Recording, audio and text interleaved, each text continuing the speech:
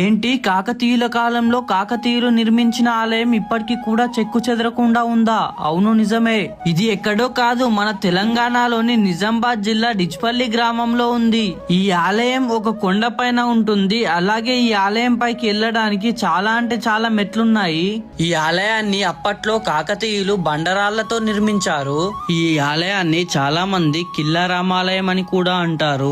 ఈ ఆలయం మొత్తం నిజంగా చాలా అంటే చాలా అద్భుతంగా ఉంది. మనకైతే మొదటగా ఎంట్రన్స్ లోనే మనకైతే గణేశుడి విగ్రహం కూడా కనిపిస్తుంది.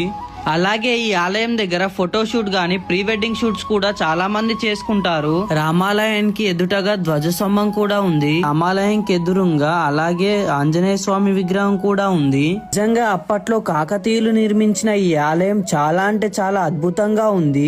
ఇక్కడ ప్రతి సంవత్సరం వచ్చే శ్రీరామనవమికి చాలా మంది భక్తులు వస్తారంట. ఆ రోజు చాలా పెద్ద జాతర జరుగుతుంది. ఈ ఆలయంలో రామలక్ష్మణ్ సీత విగ్రహాలను చాలా అంటే చాలా బాగా అలంకరణ చేశారు. నిజంగా ఈ ఆలయానికి వస్తే మనకు ప్రశాంతంగా కూర్చోడానికి చాలా పీస్ఫుల్ ప్లేస్ కూడా ఉంది.